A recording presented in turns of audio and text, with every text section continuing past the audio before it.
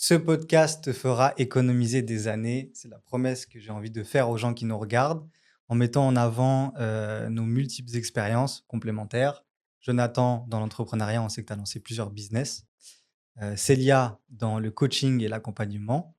Et pour ma part, plus récemment, la création de contenu autour de ma passion qui est le parfum, où j'ai un compte où voilà, j'ai fait un certain nombre de vues et il y a un parcours qui se crée, comme nous tous, et je trouve intéressant de partager une expérience qui est en construction, parce que toutes les choses qu'on rencontre, les défis, les obstacles, etc., c'est quelque chose de très concret et c'est proche des gens qui ont envie de se lancer.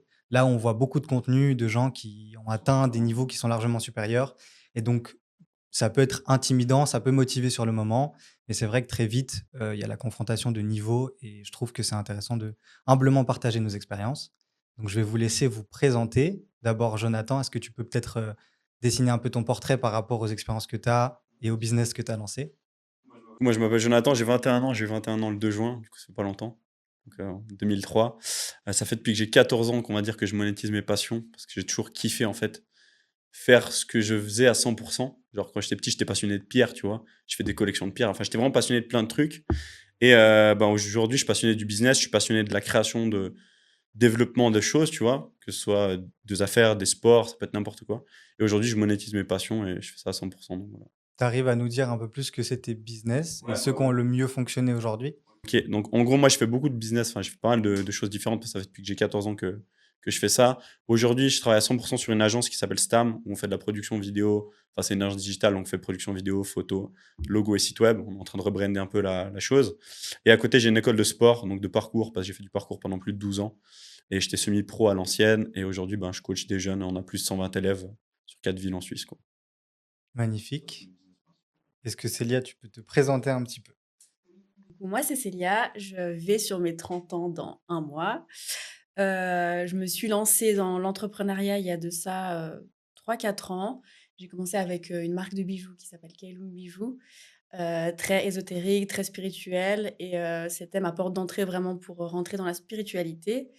Et ça m'a amené de fil en aiguille à me tourner plus sur le développement personnel. Du coup, j'ai ma marque de bijoux et à côté de ça, je fais du coaching, de l'accompagnement avec mes cartes et bientôt de l'hypnothérapie aussi. Mais c'est vraiment du coaching tourné sur tout ce qui est développement de potentialité, tout ce qui est développement de confiance en soi, trouver sa voie, trouver sa mission de vie et puis développer un mindset qui soit en cohésion avec soi.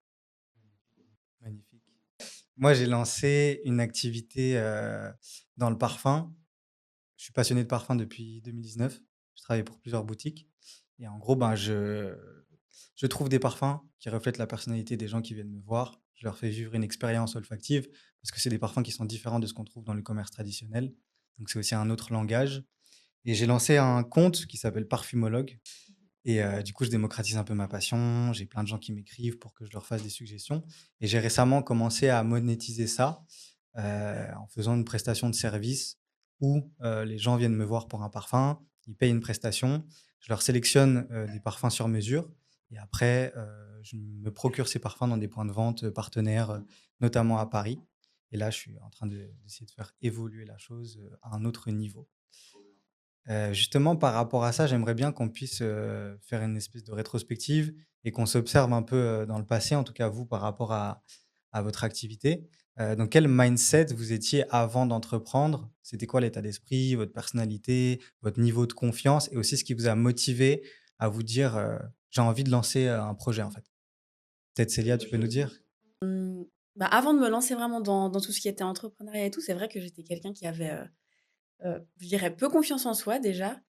J'étais, plutôt quelqu'un de dispersé, enfin assez tête en l'air, enfin et j'avais vraiment cette problématique de genre, je commençais plein de choses et j'arrivais difficilement à arriver à la fin des tâches que j'entreprenais et et du coup, ouais, voilà un peu le profil que j'avais, assez, discrète, peu confiance, enfin ouais, un peu, ouais, vraiment pas sûre de moi et pas sûre de ce que je pouvais, vraiment, amener. Ouais, vraiment pas, vraiment pas. On n'était pas sûr du plein potentiel et à travers ce chemin-là que j'ai entrepris, c'est vrai que ça m'a permis de développer ma confiance en moi parce que du coup, ben, je me suis rendu compte que j'étais capable de faire un truc de A à Z, que j'étais capable de prendre ma place. Enfin, il y a vraiment eu une évolution par rapport à ça et j'ai découvert plein de compétences que j'avais. Enfin, finalement, c'est à travers l'entrepreneuriat que je me suis vraiment mise face à moi et que je me suis rendu compte de tout ce que j'étais capable de faire et de mes limites que j'avais envie de dépasser complètement. Et... Moi, en gros, enfin, tu sais, mais avant de faire de l'entrepreneuriat, j'étais dans les sports extrêmes, tu vois. Donc moi, je me suis toujours cherché. J'ai fait beaucoup de sport. J'ai fait du plongeon artistique, comme je t'avais dit la dernière fois. J'ai fait du roller comme toi, mais j'étais très mauvais. Je fais du vélo de descente. Je fais de la longboard. J'ai fait vraiment tous les sports. Et moi, ce que j'ai toujours recherché, c'est la liberté. Et le jour où j'ai trouvé le parcours, c'était comme si je tombais amoureux de quelqu'un, mais j'étais amoureux d'un sport, tu vois. Et en fait, j'ai trouvé la liberté dans le parcours de faire ce que je voulais quand je voulais. Et c'est un peu ça qui s'est développé dans l'entrepreneuriat. C'est parce que en gros, je développais mon activité dans le parcours et je me suis rendu compte qu'en fait, cette liberté, je pouvais la retrouver ailleurs que uniquement dans le sport, mais aussi dans l'entrepreneuriat. Et je pense que c'est vraiment ce déclic du parcours qui m'a fait aller dans l'entrepreneuriat, tu vois.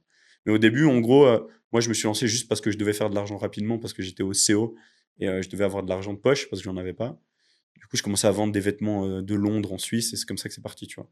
Mais quand je me suis vraiment rendu compte que je pouvais faire de l'argent autrement qu'en allant travailler pendant les vacances d'été chez mon père, tu vois, c'est là que ça m'a fait un switch dans la tête et je me suis dit, en fait, tu peux vivre une autre vie que ce qu'on te dit qui est la vie, tu vois. On dit que c'est justement très thérapeutique. L'entrepreneuriat, c'est ultra confrontant, mais justement, c'est ce qui te fait évoluer le plus rapidement. Bon, entrepreneuriat, c'est un peu un mot fourre-tout, on va dire se lancer en tant qu'indépendant, tout simplement. Ouais, je crois que le côté indépendant fait que tu es ton seul allié et que tu dois t'apprivoiser, tu dois apprendre à vivre avec toi-même, tu dois apprendre à te confronter. Enfin, c'est finalement presque une relation de couple avec soi. Enfin. On va rentrer un peu en profondeur là-dedans. Mais du coup, est-ce que toi, tu arrives à t'observer bon, tu as commencé super jeune. C'est quel tempérament qui t'a poussé justement à te lancer là-dedans? Donc, quand j'ai vraiment découvert que je pouvais créer de mes mains des choses qui me ressemblent et en fait moduler ma vie selon mes principes, selon mes valeurs, selon ce que je voulais faire et selon mes objectifs, c'était comme une révélation en fait. Tu vois, j'étais là en mode en fait, je peux créer une vie que je veux juste avec mes pensées et mes idées. Un peu un sculpteur de toi-même, tu vois. Et ça, je trouve ça trop stylé.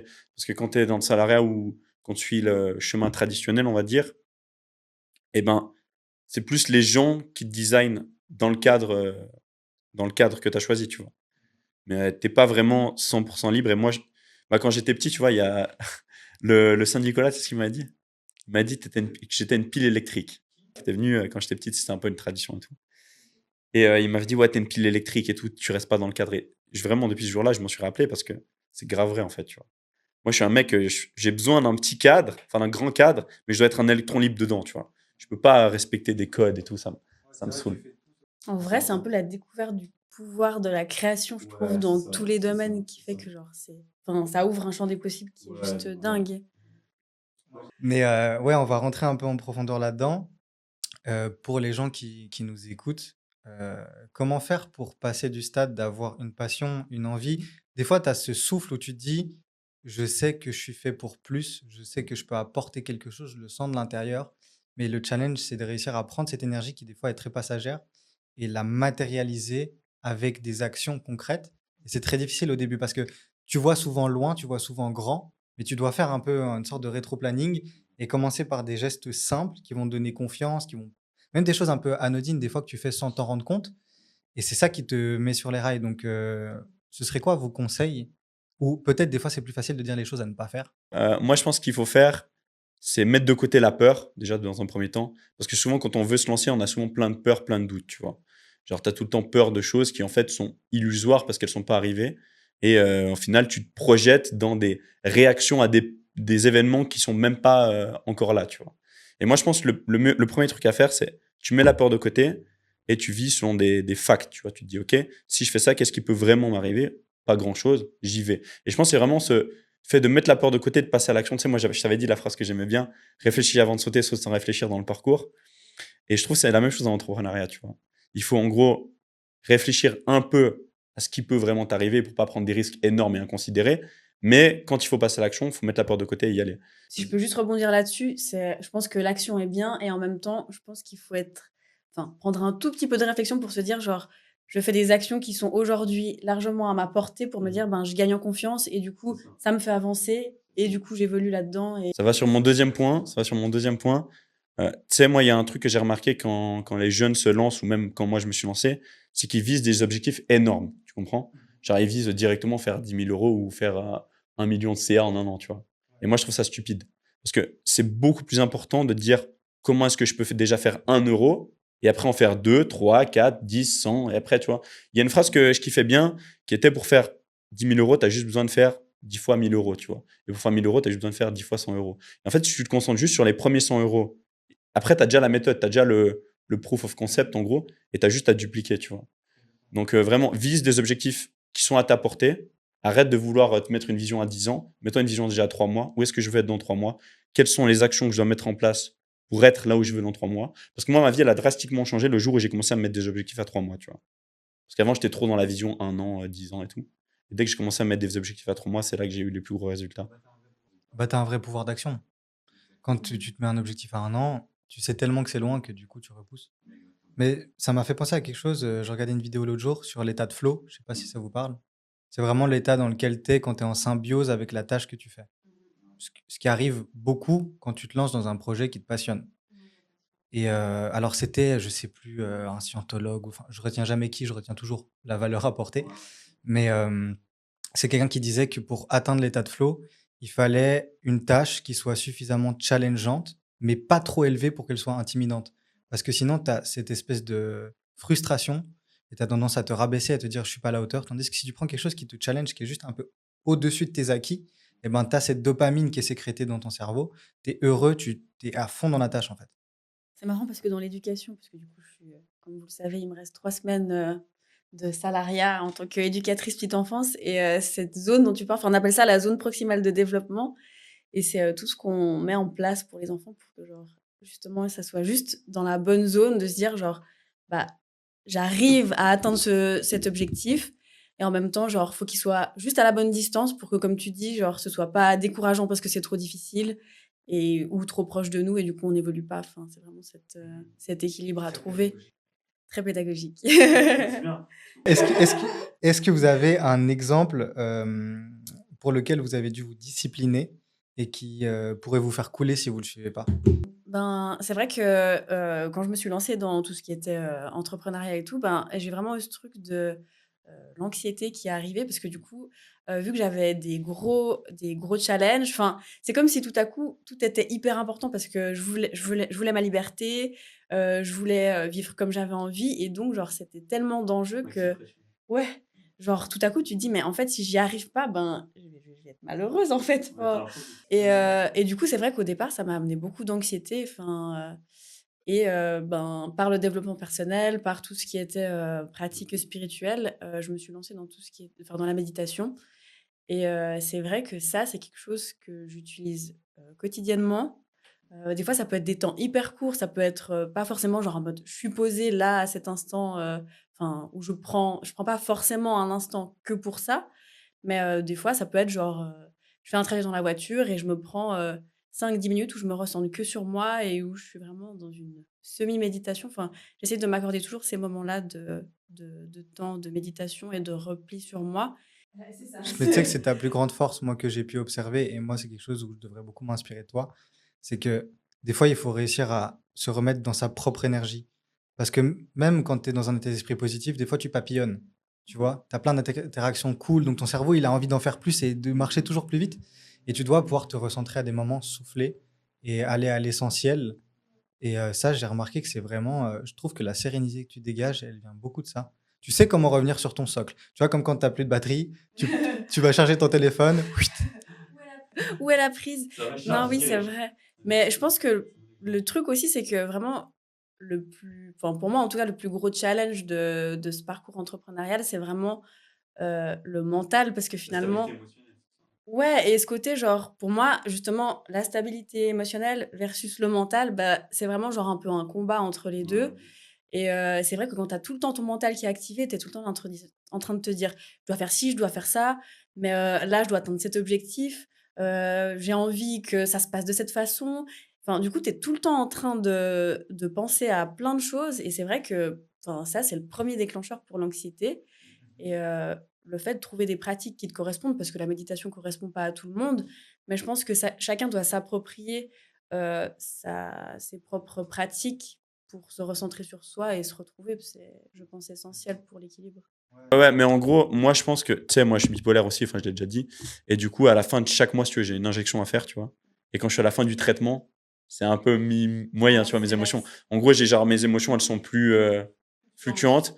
Et du coup, j'ai besoin de les stabiliser. Et je pense que, comme tu l'as dit, prendre des temps pour soi, c'est le truc le plus important. Par exemple, avoir une routine sportive, avoir, tu sais, moi, j'avais fait une vidéo qui s'appelle Vivre comme un athlète. Et je pense que c'est vraiment ça. Moi, je dois vraiment tout cadrer. Parce que si je cadre pas, bah, je pars dans tous les sens, tu vois. En gros, moi, j'allais dire, tu vois, moi, c'est ma stabilité émotionnelle le plus grand challenge. Parce qu'en fait, quand tu prends du temps pour toi, et moi, quand je suis trop dans le charbon, ça me fait péter un plomb. Et quand je suis pas dans le charbon, ça me fait péter un plomb. Du coup, c'est un peu un équilibre que je dois avoir, tu vois, que je dois tout le temps stabiliser entre ma tête, comment elle va, mon physique, comment il va, et comment je vais dans le travail. Parce que j'ai remarqué un truc, c'est que comment je suis mentalement, ça influence de ouf sur mes résultats, tu vois. Genre, si je suis bien dans ma tête, je suis dans un mindset de gagnant, un mindset d'abondance, et que je suis trop déter et tout, bah, comme par hasard, mes résultats, ils sont déter de fou, tu vois.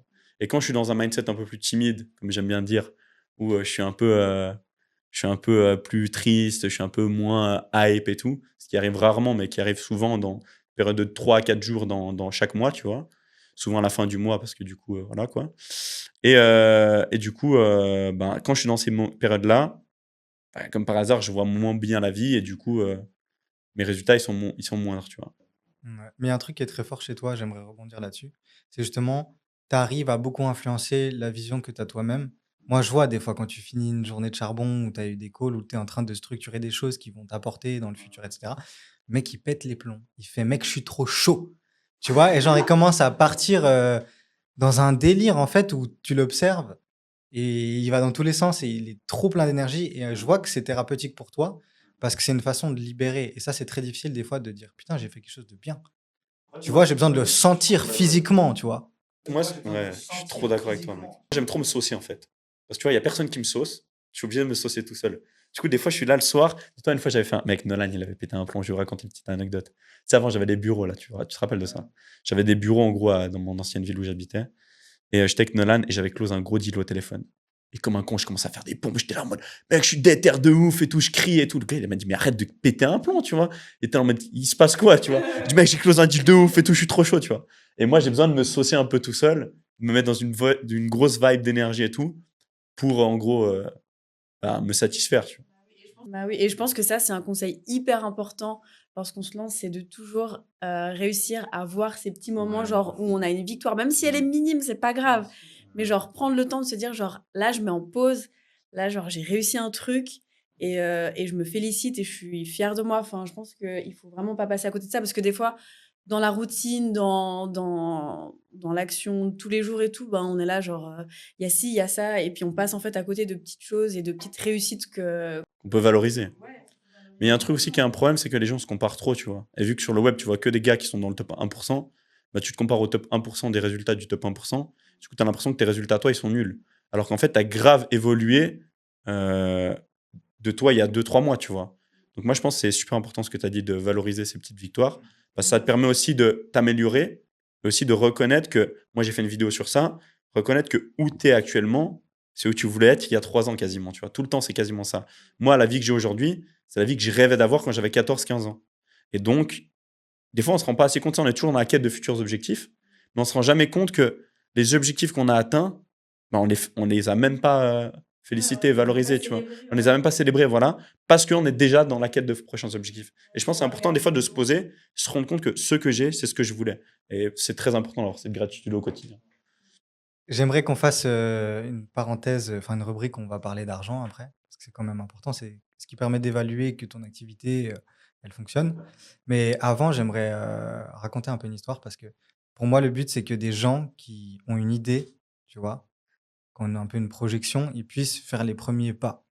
Et moi, je sais qu'en tout cas, dans mon tempérament, par rapport à ce que tu disais, quand tu te lances, tu passes d'un truc où tu te laisses un peu porter par la vie à un truc où tu dis: «Ah mais en fait, il y a plein de paramètres qui s'offrent à moi et que je peux maîtriser parce que je décide de faire quelque chose de ma propre volonté» et ça, c'est vite déstabilisant. En fait, tu as une idée et ça se cumule et après tu as une immense montagne et tu es là: «Putain, en fait, c'est ça que je dois gravir», alors que c'est totalement faux.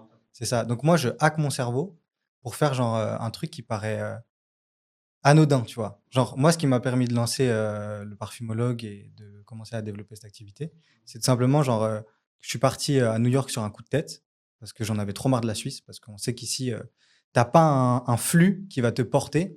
Tu vois, les gens, ils sont dans leur petite routine, ils sont un peu frustrés, mais ils ont suffisamment de confort. Les gens partagent très peu autour de leur passion, ça s'observe, ça se juge. Dès que tu veux faire un truc, limite, on dit, mais t'es un bolos. Alors qu'il n'y a rien de plus incroyable. Et ça, c'est A$AP Rocky qui disait ça. Il disait genre, depuis quand c'est naze d'essayer, espèce de putain de loser, tu vois. C'est la meilleure chose en fait d'essayer quelque chose. C'est le truc le plus stylé, même si tu rates. Et justement, bah, je sais pas, je me suis dit, je vais partir à New York comme ça, sur un coup de tête. J'avais un tout petit peu d'argent de côté. Je me suis retrouvé 7 jours plus tard là-bas, tout seul. Et déjà, ça m'a sorti de ma zone de confort parce que ben, tu dois faire ton programme par toi-même, commencer à discuter avec les gens. Moi, j'ai un anglais complètement rincé, tu vois. Je comprends. Sur certains sujets, je peux répondre, mais c'est un peu compliqué. Et en fait, j'ai fait plein de contacts, genre un mec dans l'immobilier, une mannequin, enfin des gens d'univers complètement différents. Et j'ai aimé ce truc où dès que tu parles de quelque chose qui te passionne, ils vont trouver ça incroyable. Et la discussion, elle va super rapidement. Ensuite, je suis rentré à Lausanne et, et je m'ennuyais de nouveau trop. Et je me suis dit, je vais partir à Paris où j'ai pas mal de contacts que j'avais pas eu depuis longtemps, mais rien à voir avec le professionnel. En fait, le fait d'avoir parlé de ma passion aux États-Unis devant des gens qui étaient très évolués dans leur carrière, tu vois, et de voir qu'ils étaient réceptifs, tu vois, j'ai. Ouais, je me suis dit, en fait, quand j'en parle, je déclenche une énergie. Donc, il faut que j'arrive à capter cette énergie qui m'est rendue, en faire quelque chose. Mais je pense que tu parles d'une notion qui est importante quand on se lance et après on va être amené à le faire tout le temps, mais c'est la notion de sortir de sa zone de confort. Et ça, c'est quelque chose qu'on doit faire tout le temps lorsqu'on fait notre propre chemin, surtout dans l'entrepreneuriat. C'est que souvent, il n'y a personne pour nous mettre un coup de pied au cul pour se dire genre, ben vas-y, là, tu sors de ta zone. Et c'est vrai que ça, c'est aussi un challenge qui est compliqué, je pense, parce que l'humain a tendance à vouloir enfin, à se conforter dans sa zone et de se dire: «Bah, là, je suis confort et donc j'en reste là où j'en suis». Et et au final, je trouve que à chaque fois que tu te dis: «Ben, voilà, genre là, je me booste, je sors de ma zone de confort et je me pousse toute seule», enfin, ou tout seul, hem, bah, premièrement, genre, ça te permet d'évoluer parce que tu apprends des nouvelles choses, parce que c'est pas en côtoyant toujours le même environnement que tu apprends de nouvelles choses, c'est en sortant, enfin, en ayant d'autres interactions avec d'autres personnes, dans d'autres contextes qui font que du coup, tu apprends d'autres choses et en plus, du coup, ça te booste ta confiance en toi parce que du coup, tu te dis: «Bah, en vrai, je connaissais pas enfin, je suis sortie de cette zone que je connaissais pour une zone inconnue et finalement, genre, je suis capable de me débrouiller, je suis capable de faire des choses dans cette zone que je connaissais pas et donc enfin, je trouve que c'est l'expérience la plus incroyable finalement. Ouais, je suis d'accord avec toi. Après, c'est un truc que moi, c'est que je partage pas trop, c'est pourquoi? Parce que moi, j'ai toujours, genre, cru en mes capacités de malade, tu vois? Mmh. J'ai toujours été super confiant, j'ai toujours cru que j'étais un boss. Tu sais, j'ai jamais trop douté, de qui j'étais, tu vois? Genre, j'ai toujours cru que j'étais une rockstar, tu vois? Genre, pour moi, il y a aucun doute, je serai milliardaire un jour, tu vois? J mais depuis petit, hein, depuis petit, je crois que je pense que ma mère, elle a dû trop me saucer, hein. Ma mère, tu sais, quand je faisais du sport avec quoi, toujours elle était là, tel boss, tel boss, tel boss. Bah, malheureusement, je suis un boss, tu vois? C'est comme ça et du coup, genre vraiment, bah, j'ai jamais eu ce truc à devoir faire des actions pour me prouver que j'étais un boss. Parce que dans ma tête, j'étais déjà un boss, tu vois? Et du coup, c'est un truc que je comprends, genre je conscientise, je comprends que ça peut arriver à des gens, mais moi, je l'ai pas vécu. Après, je pense qu'on a tendance aussi à être enfin, on est dans une société où c'est toujours c'est du résultat, Mmh. c'est, enfin, on a quand même, je trouve, beaucoup d'ego là-dedans De finalement, fou. enfin, dans tout ce qu'on entreprend. Et je pense qu'il y a une chose à bannir, c'est son ego, parce que du coup, genre, on n'est plus dans je fais les choses pour me prouver, mais je fais les choses parce que ça va m'apporter quelque chose et ça, c'est bien différent et je pense que c'est important de le dire aussi quand je parle de sortir de sa zone de confort. C'est pas nécessairement pour se dire genre, bah, je nourris mon ego, parce que je suis capable de faire ci ouais, voilà. Ouais, que ce soit pour les autres, que ce soit pour soi parce que genre, du coup, on est là genre: «Ah finalement, je suis ouf». Mais genre, c'est plutôt dans cette perspective de toujours apprendre de nouvelles choses et de toujours, évoluer en fait parce que c'est essentiel, enfin. Bien sûr, tu sais, des fois, tu fais un truc, moi, je me souviens, par rapport à la création de contenu, et ça, j'aimerais vraiment l'amener parce que c'est se mettre en avant et il y a beaucoup de gens qui ont peur de ça. Moi, j'ai fait une vidéo, c'était une de mes toutes premières vidéos que j'ai tournées tout seul. Tu sais, c'était au moment où je tournais des vidéos à 23 h, je parlais à mon mur, je me suis dit, mais mon frère, qu'est-ce que tu fais? Tu sais, j'essayais de raconter des trucs et tout, d'être intéressant. Plus tu essaies d'être intéressant, plus tu es crispé. Enfin bref, c'est un enfer sur Terre. Et je fais une vidéo, je la regarde au montage et je me déteste, mais d'une manière, j'aime pas ma voix, tout, rien ne va pour moi. Du coup, je fais un montage de malade. Tu vois, genre, j'essaie de me camoufler derrière le montage. Je lance la vidéo. Aujourd'hui, elle est presque à 50 000. C'est genre ma vidéo la plus vue. Genre, trop de gens l'ont enregistrée, plein de commentaires et tout. Et voilà, des fois, il faut s'écarter de sa propre vision. Tu crées quelque chose, tu le donnes, il t'appartient plus, et c'est le retour que tu as qui est vrai. Bon, pas toujours, parce qu'il y a des haineux partout, mais les retours concrets sur ce que tu as fait, en général, ils sont vrais. Donc, voilà. Des fois, il faut jumper et tu t'en fous. Et je pense que, tu sais, c'est important aussi d'avoir ce côté de. Bah, ça contraire, c'est un peu en contradiction avec le truc que je disais, je suis le boss et tout. Mais de se dire aussi que tu n'as jamais fini d'apprendre, en fait. Et que tu dois toujours être humble en te disant, je vais apprendre des autres, je vais pouvoir me construire au fil du temps. En fait, je suis jamais arrivé à la fin. Parce que tu sais, il y a trop de gens, ils sont là, je suis à la fin et tout, alors qu'en fait, frérot, tu peux apprendre de n'importe qui, tu vois. Et apprendre bien plus d'un gars random que d'un gars riche, tu vois. Donc, je pense que c'est un truc important aussi de pas trop se mettre la pression comme je l'ai dit. Et ouais, pas aller dans l'ego, comme tu as dit, et se dire qu'en fait, j'ai tout le temps à apprendre et le chemin est long, le chemin est beau, et moi, j'apprécie le processus. Et je pense que quand tu arrives vraiment à avoir des résultats dans l'entrepreneuriat, c'est quand tu arrives vraiment à apprécier le quotidien. Parce qu'il y a une vidéo de Louis Kay qui a fait, tu sais, la vidéo que je t'avais montrée, trop stylée avec la fin en voiture, là. Et il dit, pendant toute la vidéo, il explique qu'il était à la recherche du bonheur, qu'il pensait qu'à la fin de ses objectifs, il serait heureux. Et quand il les a tous atteints, il s'est rendu compte que le bonheur, il était toujours là et qu'au final, c'était dans le processus qui se cachait la satisfaction, tu vois. Et je pense que si tu le comprends au début du process, c'est un truc super important pour les gens qui nous écoutent, de se dire qu'en fait, kiffe le chemin plutôt que l'arrivée, parce que sinon, ça va grave te décevoir quand tu vas y arriver, tu vois. Et il y a un conseil que je voudrais donner sur le truc que David a dit, c'est quand on se lance dans l'entrepreneuriat, il faut pas se mettre non plus trop la pression. Parce qu'il y a trop de gens, tu vois, qui se disent j'ai pas le temps, je dois faire ça vite, je dois avoir des résultats rapidement. Et ils savent pas que le chemin de l'entrepreneuriat, c'est un chemin déjà semé d'embûches, mais aussi super long. C'est comme si tu veux courir un marathon avec des obstacles tous les 30 mètres, tu vois. Et les gens, ils prennent le premier obstacle, ils disent ah, flemme, je retourne en arrière et je vais sur mon chemin tranquille.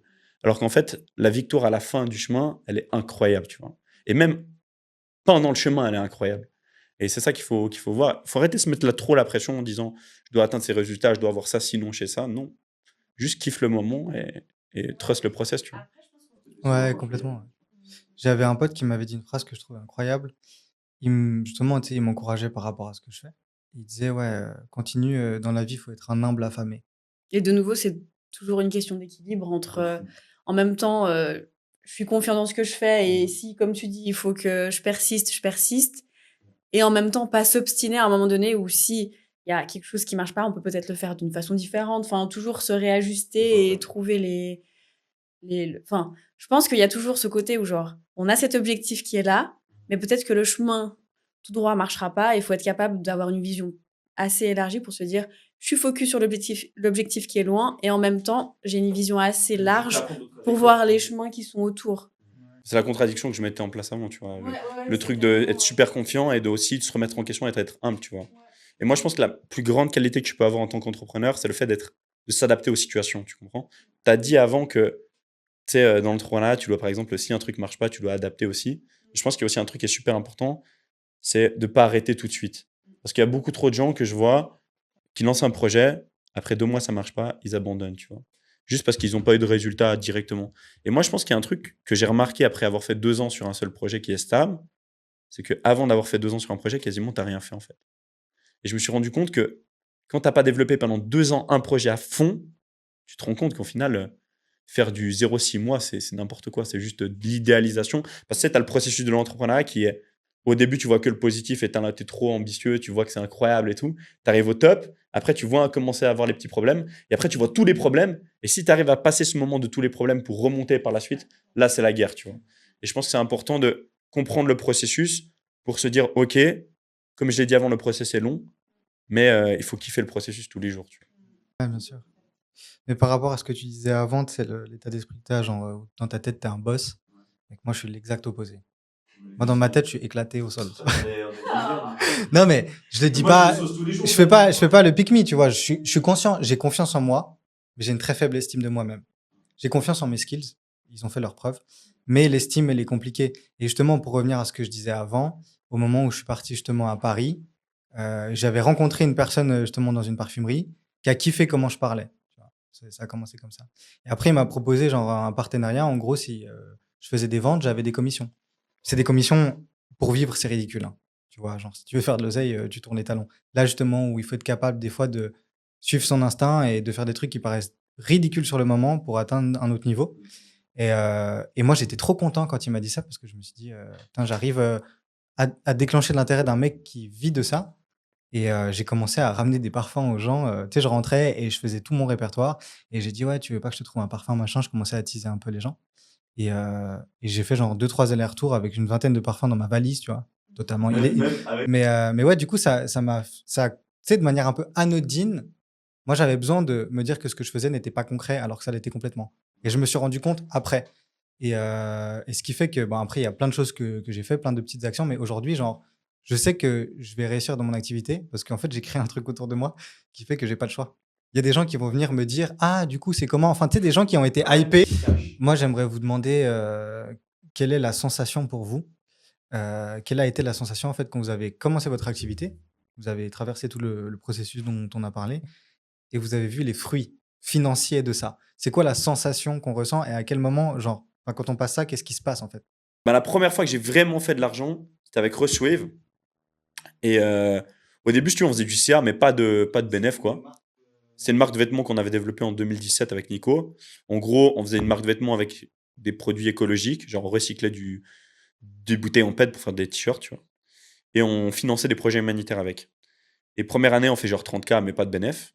Et la deuxième année, moi j'ai une idée, je me dis, gros, viens, on fait une call avec un influenceur. Tu vois. On fait une call avec Noah, un pote à nous, enfin un pote qui est devenu un pote à nous après, qui n'était pas du tout un pote au début. Et là, on fait genre 35K en 24 heures. Et là, je vois les commandes Shopify, ça bombardait, mec. Et gros, là, j'étais choqué, tu vois. Dis-toi, j'ai même activé les notifications avec le bruit. Parce que moi, je voulais entendre quand j'étais en classe le gling toutes les secondes, tu vois. Et j'étais en classe comme ça. Je voyais, mec, 35 ans en 24 heures. Je me rappelle, à cette époque-là, je venais de rentrer en ECG. J'ai fait 3 semaines à l'ECG, mec. Et j'étais là, je regardais mon téléphone. Il y avait des notifs Shopify à l'infini, tu vois. C'était une dinguerie. Et là j'ai vraiment kiffé. Tu vois. Alors moi, je pense un peu le contraire de toi, c'est que j'ai un rapport à l'argent qui est assez détaché en fait. Dans le sens où, oui, j'ai envie de gagner de l'argent, mais j'ai envie de gagner de l'argent parce que j'ai envie de pouvoir faire ce que j'ai envie de faire. Et c'est pas du tout dans l'optique de faire de la performance ou quoi. Enfin, je suis vraiment très très loin de ça et c'est pas, enfin, ouais, c'est vraiment pas quelque chose qui m'anime particulièrement. C'est bizarre à dire, hein. Mais enfin, moi, enfin, je suis guidée par mes passions, par ce que j'ai envie de faire, de créer. Et c'est vrai que pour moi, l'argent, c'est juste un moyen, ouais, un outil de se dire, ben, j'ai envie dans ma vie de pouvoir voyager quand j'ai envie. On va partir dans quelques temps. Enfin, je vais partir à Bali dans quelques temps. Et bah, j'ai envie d'avoir de l'argent, mais j'ai envie d'avoir de l'argent parce que j'ai envie de pouvoir rentrer voir ma famille quand j'ai envie et que ce soit même pas une question. Enfin, ouais, ouais.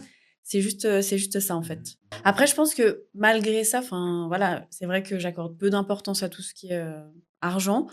Et en même temps, ben, enfin, je me suis rendu compte à quel point c'était important de monétiser correctement les choses parce que, enfin, en lançant ma marque de bijoux, j'ai voulu complètement au départ brader mes prix, par exemple. Et finalement, genre, j'ai perdu, enfin, un peu de confiance en moi. J'avais l'impression de faire des efforts énormes alors que, enfin, j'avais l'impression qu'on me le rendait pas correctement parce que donc l'activité était pas pérenne au départ. Et c'est vrai que là, on se rend compte à quel point ça reste important même si on n'est pas quelqu'un qui est attiré par l'argent. Moi, je pense qu'il y a un truc que tu as posé comme point qui est très important, c'est en fait, il faut démystifier l'argent, tu vois. Parce qu'il y a trop de gens, ils pensent que c'est mal ou des gens, ils pensent que c'est trop bien. L'argent, c'est neutre. C'est ce que tu en fais qui compte, tu vois. C'est pas vraiment. Parce que l'argent peut satisfaire des bouches comme peut tuer des gens, tu vois. C'est vraiment ce que tu en fais qui compte. Donc arrêtez de croire que l'argent, c'est bien ou mal. L'argent, c'est neutre. Ça dépend juste de ce que tu en fais et de comment tu l'as fait qui compte. Et je pense que c'est plus ça, comme j'ai dit avant, focus-toi sur l'objectif, sur ce que tu apportes et ce que tu crées avec, plutôt que juste le financier. Parce que au final, si tu te concentres que sur le financier, tu l'attires même pas vraiment à toi, tu vois. L'argent, c'est un amplificateur, c'est un outil, tu vois. C'est un truc que si tu le mets dans un business, ça le fait grossir. Si tu le mets sur une personne, ça grossit aussi tous ses traits, tu comprends. Donc au final, si tu es une personne qui est une grosse merde de base, on te met beaucoup d'argent, bah, tu seras un gros connard. Si tu es une putain de bonne personne quand tu es pauvre, on te met de l'argent, tu seras un gros gentil, tu vois. Mais tu sais que moi, c'est la même chose. Hein. L'objectif n'a jamais été financier. L'objectif a toujours été de liberté parce que, comme je l'ai dit, quand je faisais du parcours, pourquoi j'ai kiffé sport? Parce qu'il me rendait libre. L'entrepreneuriat, j'ai kiffé parce qu'il me rendait libre. Et l'argent, en fait, c'est juste l'outil qui te permet de faire ça. Moi, j'ai toujours dit, hein, quand tu places un objectif, ne place jamais un objectif financier. Place un objectif en dessous de l'objectif financier. Par exemple, comme toi, quand tu accompagnes des gens, bah, place, toi, comme objectif, apporter le plus de résultats à ces gens-là et l'argent découlera, tu vois. Mais ça ne doit pas être ton objectif, l'argent, parce qu'après, tu mets trop de côté le résultat client, la satisfaction et les trucs qui comptent vraiment, en fait, pour que l'activité soit pérenne au long terme, tu vois. On va devoir clôturer gentiment, mais avant de finir, j'aimerais bien que chacun puisse donner un conseil à son mini lui.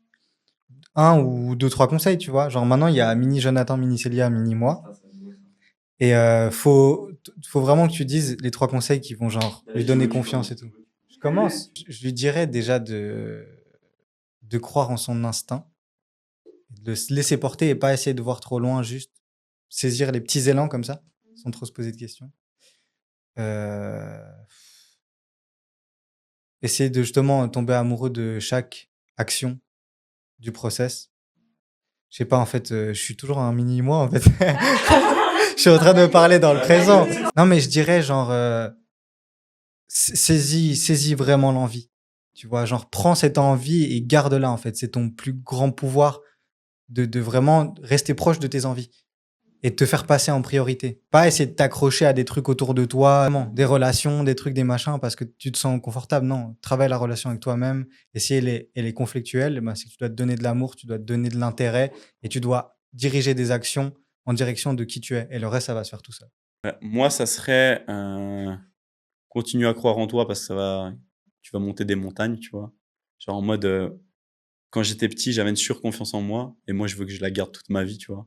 C'est ça qui fait briser des portes en deux, tu vois. Donc, garde ce culot et cette confiance que tu as depuis toujours. Ne laisse pas les autres t'en faire douter, tu vois. Parce que souvent, les gens qui ont une grande confiance, ben, dès qu'ils ont des gens qui les critiquent, des fois, ils doutent un peu. Enfin, en tout cas, c'était mon cas. Et, euh, et fais confiance au processus et il te mènera là où tu as envie d'aller. Moi, je me dirais déjà que c'est pas parce que t'es pas à ta place à cet endroit que t'as pas une place quelque part, en fait. C'est ça. Je pense ça, ce serait quelque chose d'important à retenir. Et c'est pas forcément toi qui est dans le faux, mais en fait, c'est peut-être juste là où t'es et ce qui t'entoure. Et je pense qu'on a tendance à se remettre énormément en question et parfois, c'est juste pas le bon endroit au bon moment. L'autre chose que je me dirais, c'est pareil que toi, fais-toi confiance. Parce qu'au fond, tu sais, genre, je pense qu'on a quand même une boussole intérieure qui est genre ultra performante et des fois on la laisse de côté. Ça et la dernière, ce serait, t'inquiète pas, tu vas réussir. Magnifique. 3 feedbacks très différents. On va clore là-dessus. Je sais pas exactement sur quelle chaîne on va poster ce podcast, mais pour les gens qui nous écoutent et qui sont allés jusqu'au bout, on espère que vous êtes 3-4 quand même. Si vous êtes 3-4, c'est déjà exceptionnel, parce que ça fait 3-4 personnes qui peuvent gagner du temps en fait. Surtout gagner du temps, c'était l'objectif de ce podcast. Et s'il y a des choses qui méritaient d'être plus approfondies, voilà. N'hésitez pas à mettre dans les commentaires, j'ai aimé ça, j'ai moins aimé ça, approfondissez ça. C'est ça qui va nous motiver à faire plus de podcasts parce que voilà, on fait ça gratuitement et ça nous coûte. Donc en vrai, le plus important, c'est de vous apporter de la valeur et de témoigner de notre avancée personnelle. Voilà. Et faites-vous confiance. C'est le mot d'ordre de l'histoire. Ouais. Et foncez. Foncez. Voilà.